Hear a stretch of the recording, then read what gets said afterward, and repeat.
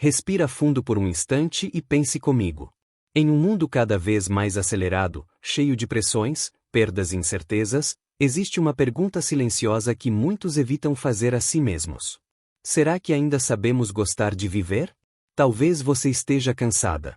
Talvez tenha enfrentado momentos difíceis nos últimos tempos. Talvez tenha sentido aquele vazio estranho que aparece quando tudo parece pesado demais. E não é por acaso que tantas pessoas hoje lutam contra a tristeza, o desânimo e a sensação de que algo dentro dela se apagou. Mas existe um ensinamento profundo dentro da espiritualidade que quase ninguém comenta com a devida atenção. Gostar de viver não é apenas um sentimento. É uma decisão espiritual. É uma escolha da alma diante das provas da existência. Nesta reflexão inspirada nas palavras de Maíse Braga, vamos entender algo que pode mudar completamente a forma como você enxerga a própria vida. Existe uma força espiritual silenciosa trabalhando para que você continue aqui. Para que você não desista. Para que você descubra novamente a beleza de existir. Se essa reflexão tocar seu coração, se inscreva no canal e compartilhe com alguém que também precise lembrar do valor de estar vivo. Porque quando tudo isso passar, toda essa luta que cada um de nós enfrenta, nós vamos precisar estar diferentes, estar melhores. E se há uma coisa que nós vamos precisar muito, talvez mais do que jamais precisamos, é gostar de viver. É sentir a satisfação de permanecer na Terra o máximo que pudermos, porque aqui estão os nossos compromissos. Somos o passado em forma de presente e viemos buscar, sem dúvida nenhuma, tudo que precisamos consertar em nós e na vida.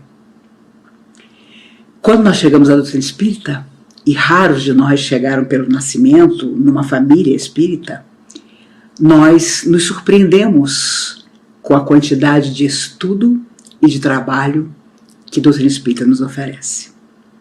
Entretanto, com o passar do tempo, nós percebemos algo mais. Que após os primeiros momentos, que são sempre de busca de auxílio para nós mesmos, o convite que nos é feito é de nos aprofundar no autoconhecimento e na verdadeira fraternidade. Eu costumo dizer que se a doutrina espírita não está tornando você uma pessoa mais atenta, mais solidária, melhor, pelo menos em algum sentido, há alguma coisa muito errada e não é com a doutrina espírita. E eu, ao longo dos anos, eu cheguei à Comunhão Espírita de Brasília com 15 anos de idade. Meus avós paternos já eram espíritas desde a década de 30. Mas eu fui católica, fiz primeira comunhão, era a única da família. Entretanto, sempre vi os chamados mortos, desde muito pequena. E aí chegou uma hora que não teve jeito. E chegando à Comunhão Espírita de Brasília, encontrei pessoas maravilhosas, os seus fundadores, os seus trabalhadores, que ensinaram tudo, ou quase tudo, que eu precisava aprender, principalmente a verdadeira solidariedade, o enxergar o outro de verdade, mas ter profunda alegria em fazer isso. Porque é claro que em doutrina espírita sempre existiram também as pessoas vítimas, porque as há no mundo inteiro, as pessoas que adoram contar um drama e não sair dele, as pessoas que adoram arrastar correntes. E quem de nós não conhece alguém, ou muita gente, que, no nosso interesse de ajudar, ouvimos toda a dificuldade da pessoa e quando nós vamos emitir alguma opinião, a pessoa já diz: você não entendeu o meu caso. Eu aprendi que pessoas que dizem isso, no fundo, não querem ajuda nenhuma. Aprendi que o número de pessoas que não querem ser ajudadas, embora digam que precisam e querem ajuda, é enorme. E às vezes nos enganam por muito tempo. E é claro, os dias na Terra nunca foram fáceis. E de tempos a essa parte, estão muito mais difíceis. Porque parece que quanto mais o homem sabe, mais dificuldade ele tem de lidar consigo mesmo, com a vida em torno. A verdade é que os níveis de tristeza, de depressão, de suicídio no mundo, inclusive em países onde tudo está solucionado, onde o conforto material é muito maior, onde as pessoas não têm grandes dificuldades de solucionar suas questões, o índice de suicídio só aumenta. Tempo a tempo, década a década, e infelizmente um número cada vez maior de gente muito jovem tira a própria vida. Recentemente, depois que a pandemia começou, o índice de suicídio entre meninos e meninas de 9, 11 anos nos Estados Unidos cresceu tanto que os pais não puderam ignorar e as escolas também não. Então, sabemos bem que hoje é uma dificuldade emocional. Amanhã a pessoa se isola, depois ela não vê satisfação em nada e por aí ela vai. Há muitos anos atrás, muitos anos mesmo, Chico Xavier ainda era moço. Ele começou a ter uma série de dificuldades de saúde que o acompanharam até os seus 92 anos de idade.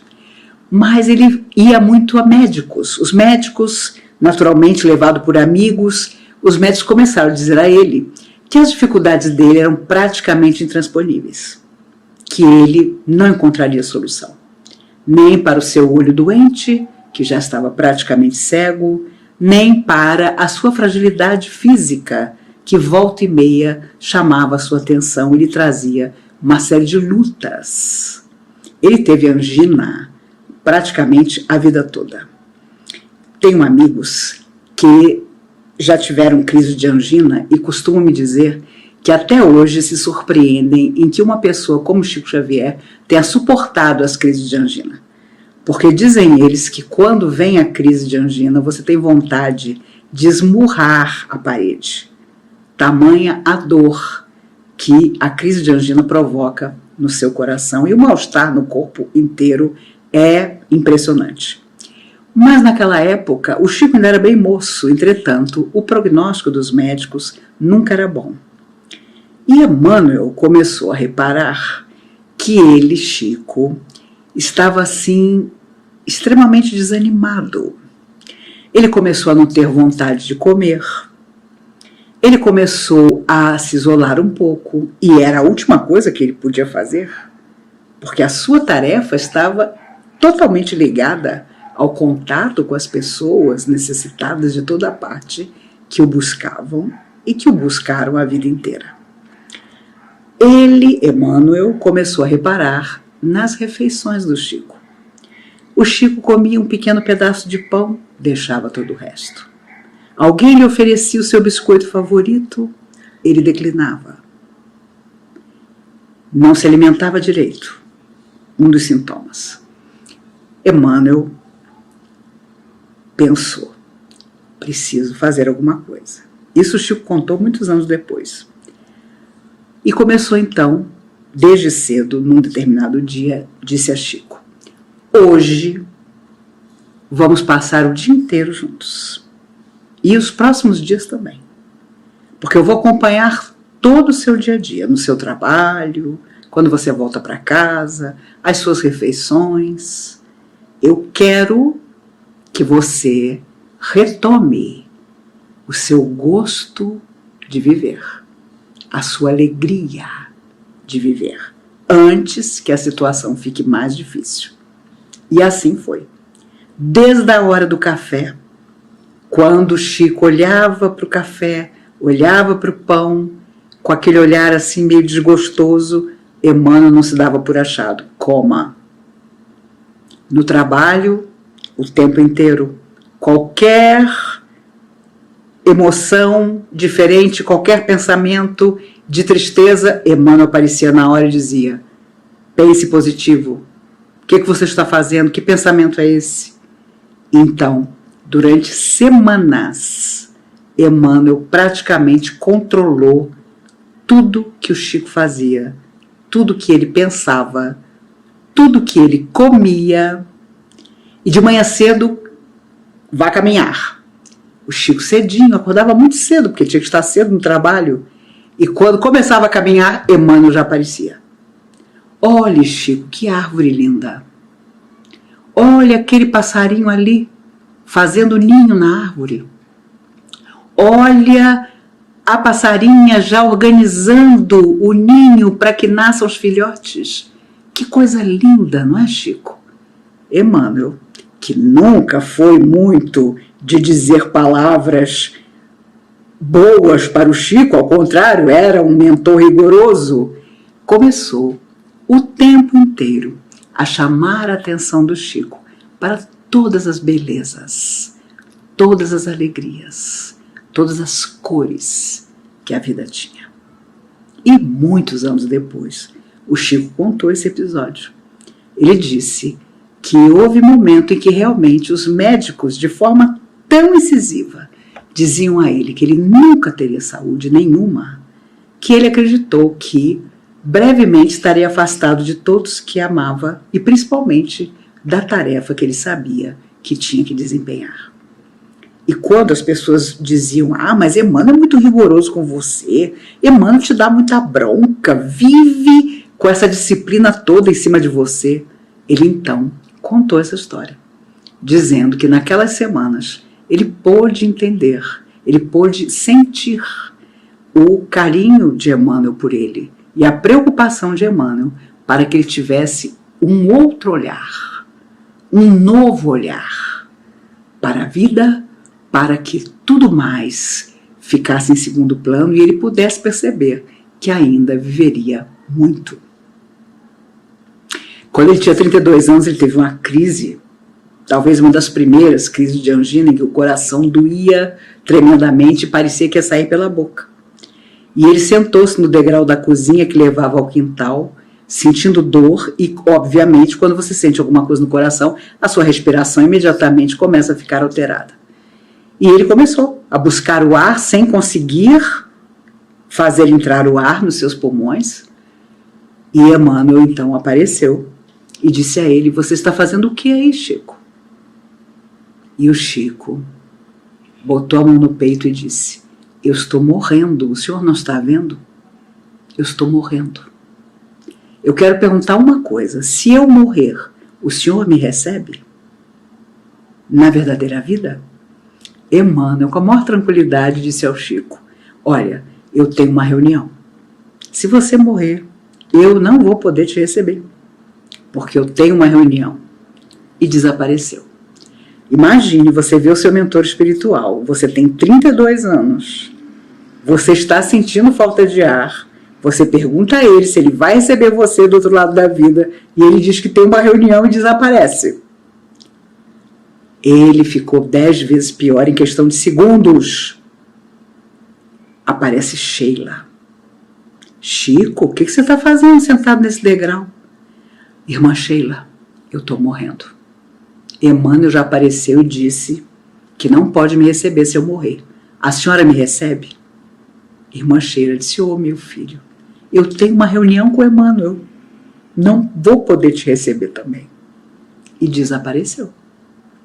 Nem preciso dizer a vocês que o Chico contava que praticamente se deitou no chão frio da cozinha, aguardando a morte. Quem já teve alguma dificuldade de saúde e ficou nervoso por isso, sabe bem o que é. Você fica 10 vezes pior quando você acha que aquilo vai causar um problema maior e, obviamente, o nervoso te leva a ter milhões de coisas. Aparece o Dr. Bezerra de Menezes. Dr. Bezerra vê o Chico ali praticamente deitado. Meu filho, o que é isso? O que está acontecendo com você?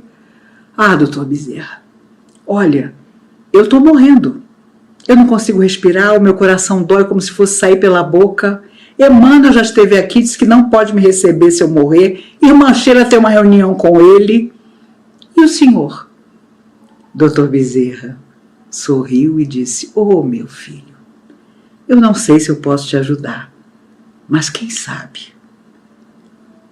abaixou-se, colocou a mão sobre o coração do Chico, fechou os olhos, fez uma prece e o Chico viveu mais 60 anos depois daquele dia.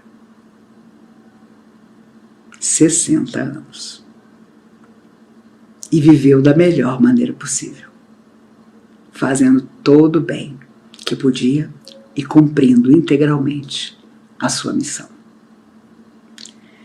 Quando nós começamos a nos deixar impregnar pela desesperança, quando nós não temos sonhos para o dia de amanhã, nós começamos a ter um mal-estar que é até físico. Porque é claro que nós vamos em busca de energias que não são as mais positivas. E vamos impregnando o nosso espírito e depois os nossos órgãos físicos. E somatizando tudo isso, nós acabamos desenvolvendo enfermidades seríssimas. O Chico dizia que, pelo que ele ouvia dos amigos espirituais, não havia uma enfermidade no mundo que não tivesse começado de um instante de desânimo. Mesmo aquelas que vinham do nosso passado e que eram, de alguma forma, resgates. Por isso, nós que hoje nos preocupamos de anos a essa parte, tanto com a nossa alimentação, porque os médicos, a ciência avança e nos ensina, isso não faz bem, isso é melhor, não nos preocupamos em nos alimentar emocional e espiritualmente para vivermos com qualidade e muito mais. Há pessoas que têm moratórias impressionantes, porque os médicos as desenganam. Eu tive amigos e amigas que o médico textualmente disse: olha, eu vou dar alta para a senhora morrer em casa com os seus. E a pessoa viveu mais 30 anos. Porque quando ela saiu dali, ela mudou alguma coisa fundamental na vida dela. E não foi só a questão dos remédios, não. Foi a questão do pensar, do sentir, do gostar de novo de viver. Outro dia eu disse a alguém o que eu considero para mim um compromisso. Não sabemos ainda, até que essa pandemia seja completamente dominada pelas vacinas, por novas atitudes. Quanto tempo isso vai durar? Não sabemos quantos ainda vão partir. Por negligência, por invigilância, ou porque talvez tivesse chegado o seu momento. Mas, para aqueles que vão ficar, haverá um compromisso de viver por todos aqueles que não tiveram a oportunidade de uma vacina, que porventura foram colocados em risco e acabaram se contaminando. Nós teremos que fazer isso, porque a humanidade precisa aprender sem imaginar que, se agora não der certo, outras coisas piores virão. Mas o que pode ser pior do que não aprender e não deixarmos, enfim, de sermos orgulhosos, egoístas? Será que agora nós finalmente vamos exercer aquela fraternidade, o amor a Deus acima de todas as coisas e ao próximo como a nós mesmos, como Jesus veio para nos apontar? Será que finalmente agora vamos aprender? Provavelmente nem todos. Mas um dia, quando nós retornarmos no nosso momento de voltar à verdadeira existência e contarmos que vivemos um período tão difícil e grave como esse na Terra, muitos dos irmãos desencarnados nos perguntarão o que nós fizemos dos anos que vieram depois. E eu espero sinceramente, amigos, que nós possamos ter a melhor resposta. Houve um grande escritor chamado Ernest Hemingway. Ele recebeu o Prêmio Nobel de Literatura de 1953 porque escreveu um livro, um clássico, chamado O Velho e o Mar. Na verdade, é a história de um homem que luta com um peixe sozinho num barco. E a luta dos dois, o peixe que não quer se deixar abater e o homem que quer levá-lo como um troféu, é um livro extraordinário. Se você nunca leu, leia. É um clássico.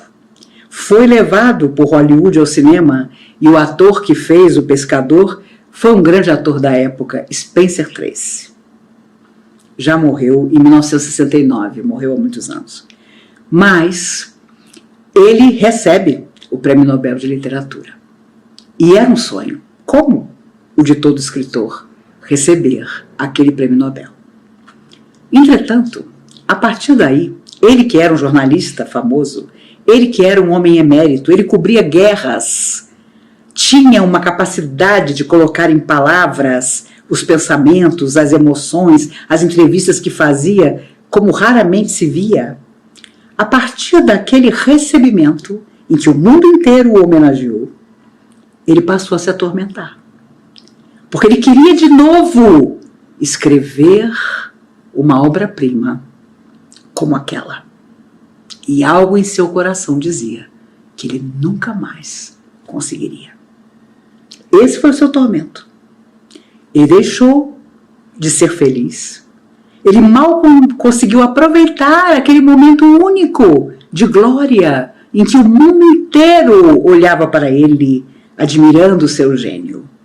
Ele já começou a lamentar o fato de que provavelmente nunca mais ele escreveria outro livro tão maravilhoso como aquele. E assim foi. Ele teve vários casamentos, foi um homem muito bonito, era um homem que adorava caçar, fazia coleção de armas, de espingardas em sua casa. E aí começou a acontecer uma coisa ainda mais grave do que a tristeza do seu coração, que não conseguia mais gostar da vida: o alcoolismo. Às vezes nós nos lançamos a condenar o outro por um determinado vício, mas não sabemos se nós, no lugar do outro, resistiríamos por tanto tempo como o outro resistiu até lançar-se às dificuldades emocionais que o levaram àquele vício. Hemingway não só tornou-se um alcoólatra conhecido, como casou-se com uma mulher por quem ele se apaixonou, que era igualmente alcoólatra. Os amigos, e ele tinha muitos, porque era um homem extremamente educado, agradável, bom de coração, se reuniram certa vez para, numa reunião, propor a ele que se internasse em algum lugar para se desintoxicar. E propuseram à esposa ajudá-lo.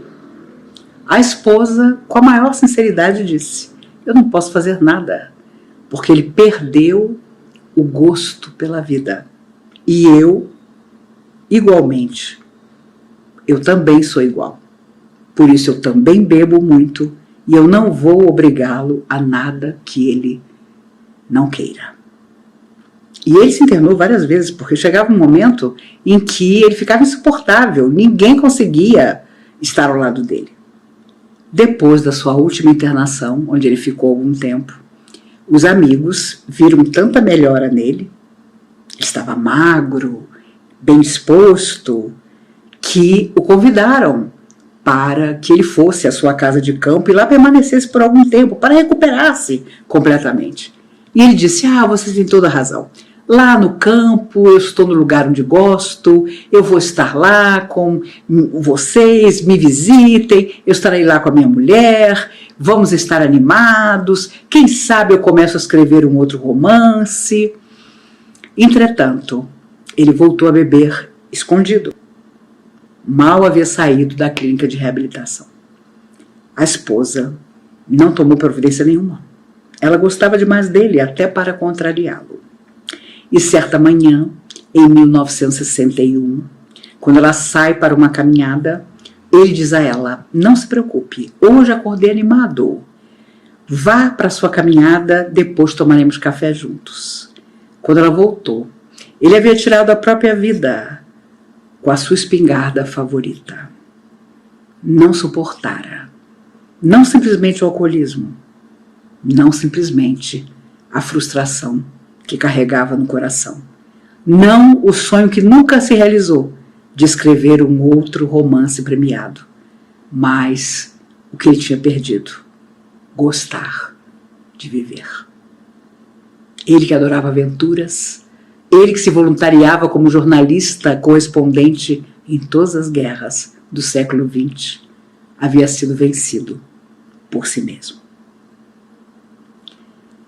Por isso, quando nós falamos de gostar de viver, nós estamos falando do nosso dia a dia, de encontrar prazer nas pequenas coisas, antes que as grandes venham, ou talvez não venham, mas as pequenas delicadezas, os pequenos afetos, os abraços que agora estamos impedidos de dar, mas que retornarão, nos fazem ter gosto pela vida. E não nos iludamos, por mais que os amigos espirituais, mais que os irmãos desencarnados nos falem da sua experiência fora da matéria, ela é única. Como para nós a vida na Terra, para cada um de nós é de um jeito também. Eu me recordo que o Chico, quando as pessoas perguntavam, Chico, você tem medo de morrer? Ele disse, de jeito nenhum, eu tenho medo do processo, porque eu não quero dar trabalho. E claro, não deu trabalho nenhum.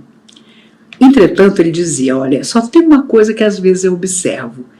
Todos os meus amigos que aparecem para mim desencarnados, nenhum deles está mais feliz fora da matéria do que estava na Terra.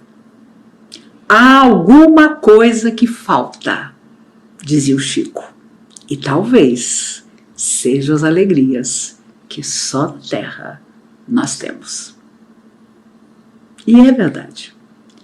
Por isso viemos a ela muitas vezes, porque há coisas que só resolvemos no planeta que nos acolhe.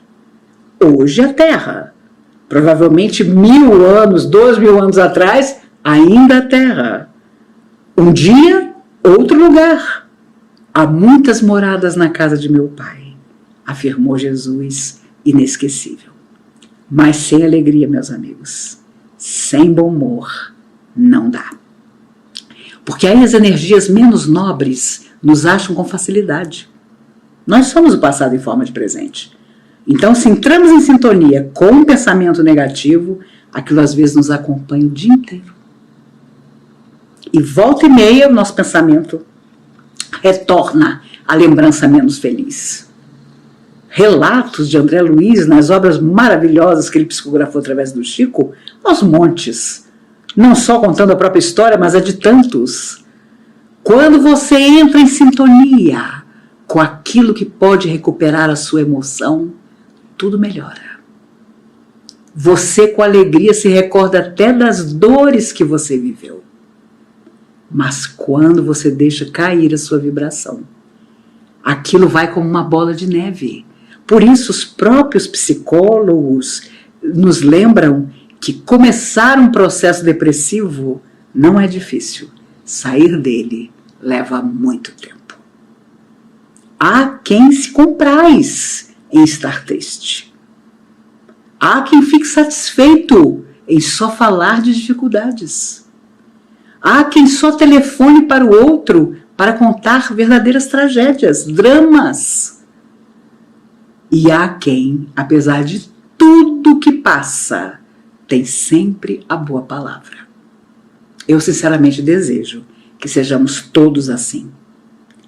E não está fácil, porque já acordamos com as impossibilidades, com a solidão, com o afastamento das pessoas que amamos e das coisas que estávamos acostumados a fazer. Mas ainda assim é preciso saber esperar.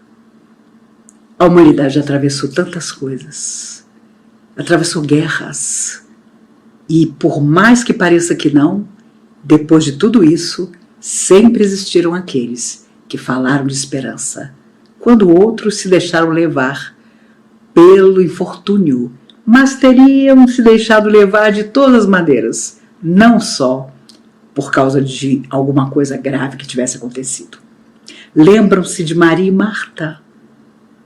Jesus, percebendo que elas tinham personalidades diferentes.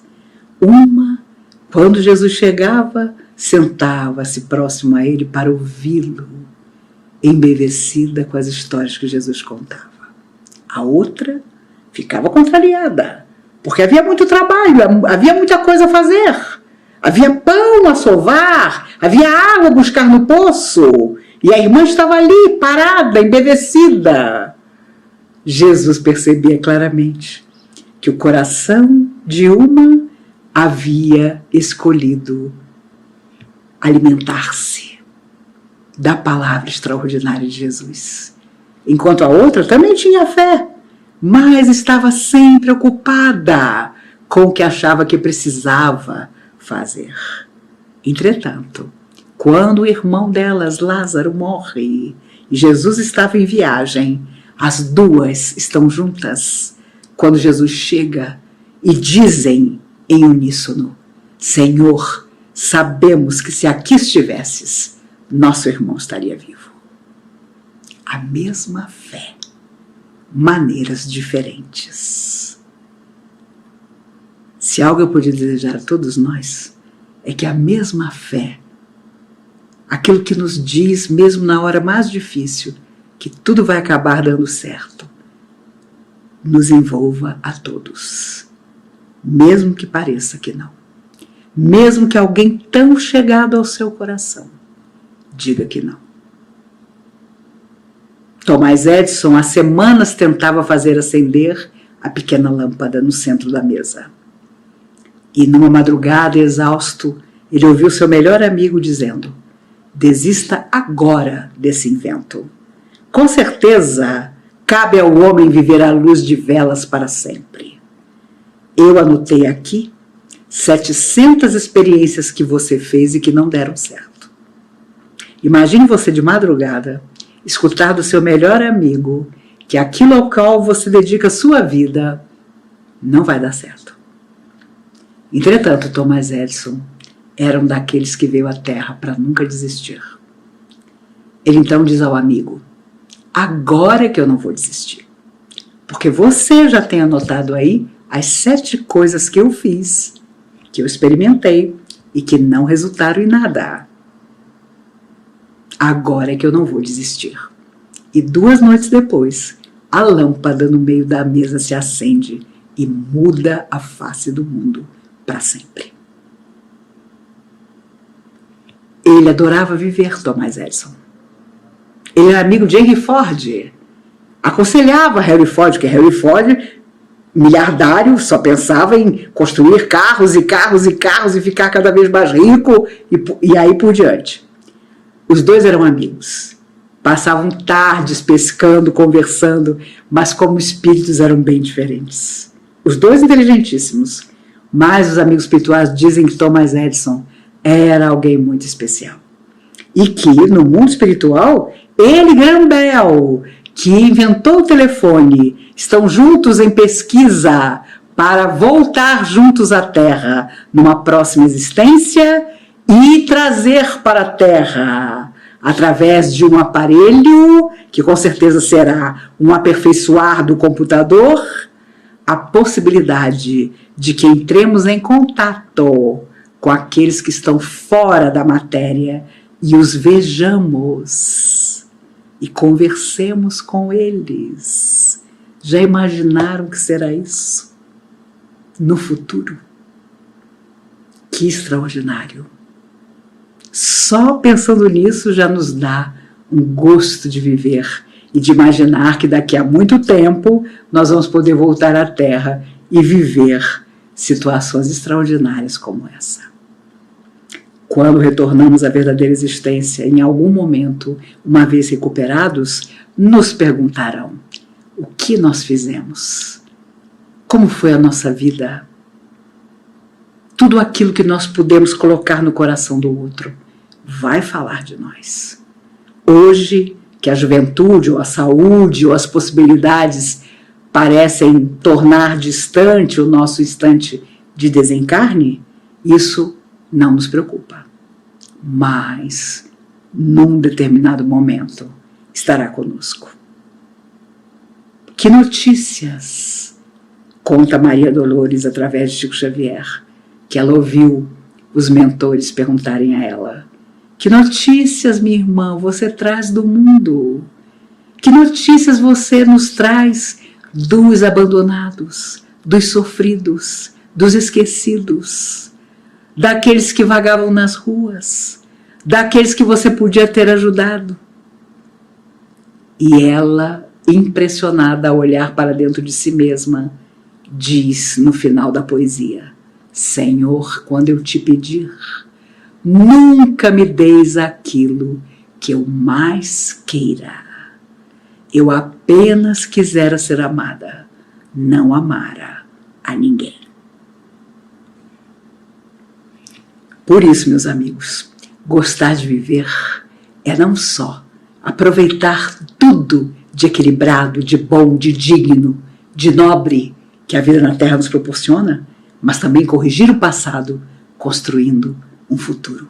Não só para nós, para todos.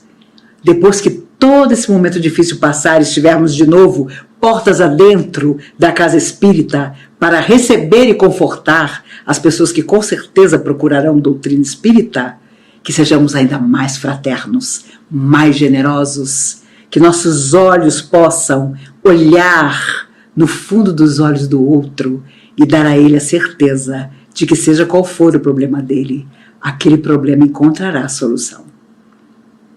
E nós vamos falar de nós, vamos contar a nossa história, como era a nossa vida antes de acreditarmos naquilo que hoje nos beneficia e nos abençoa. Na verdade, quando a doutrina espírita surge em nossa existência, é mais do que ter fé, é ter certeza absoluta. Quando os hippies surgiram no mundo, na década de 60, eles trouxeram uma transformação impressionante. Eram tão jovens, tão alegres. E pela primeira vez, as pessoas mais velhas perceberam que os jovens existiam, que tinham vontade, que podiam fazer uma revolução. E é claro que foi toda uma geração de almas que veio do espaço para isso. Mas, infelizmente, tanta coisa aconteceu no meio, porque a sombra também trabalha. Drogas, sexo sem nenhuma responsabilidade, acabaram infelicitando a tantos. Entretanto, muita coisa dos hippies permaneceu.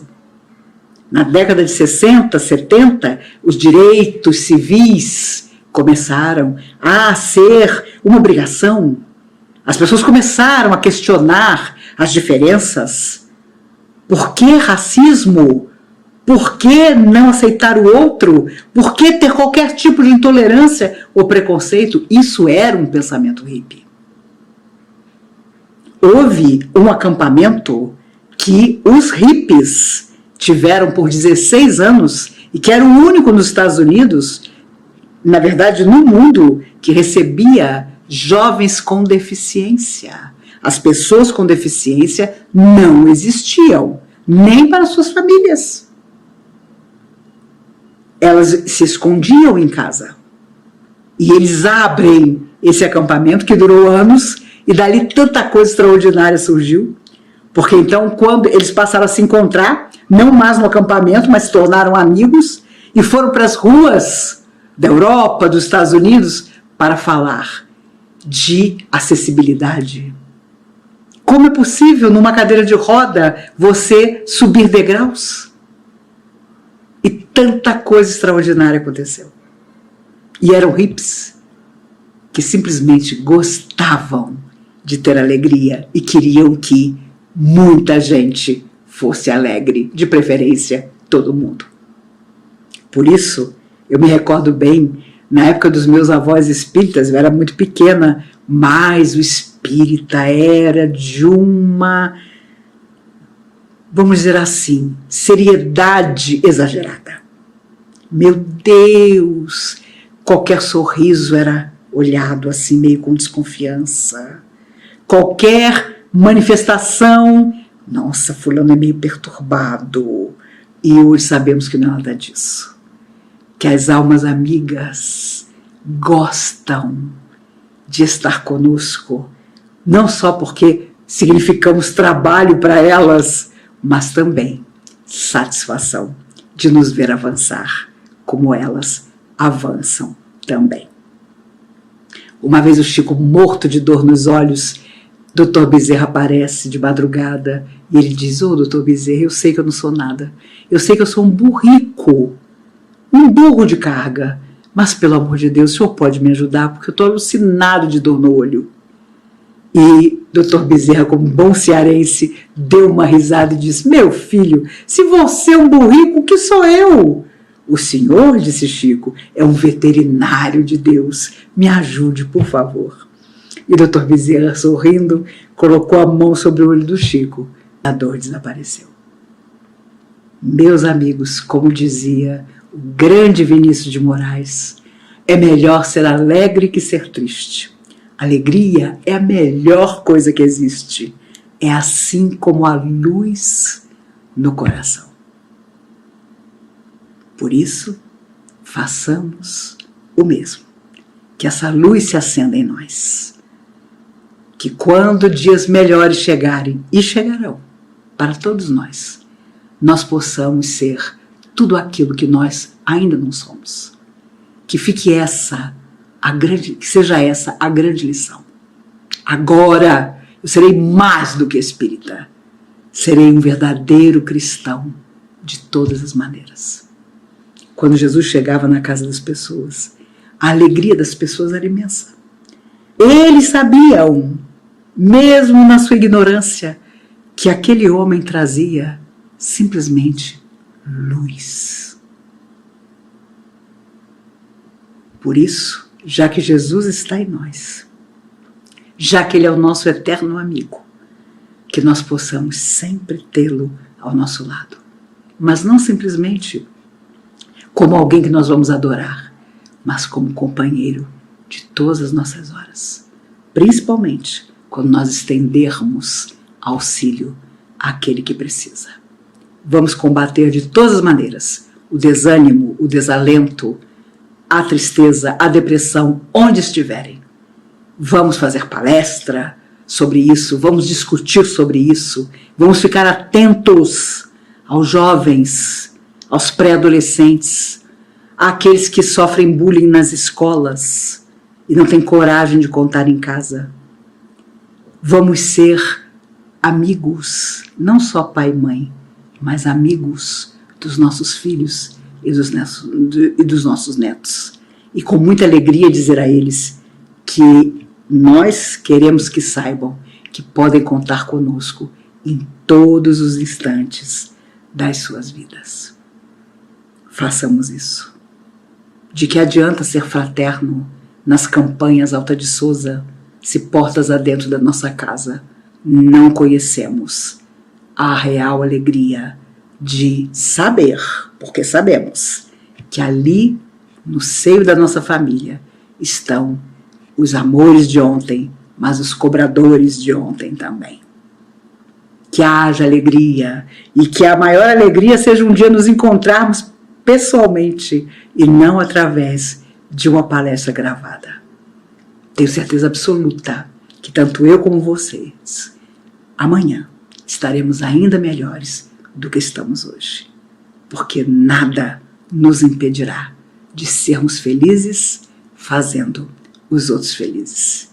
Que gostar de viver seja a primeira condição para todos os dias recuperar a saúde talvez perdida, manter a saúde que porventura temos, mas principalmente transmitir a todo mundo a mensagem de fraternidade, de carinho, de beleza que o Cristo e tantos mensageiros ao longo do tempo nos ensinam. Eu sou o caminho, a verdade e a vida, afirmou Jesus.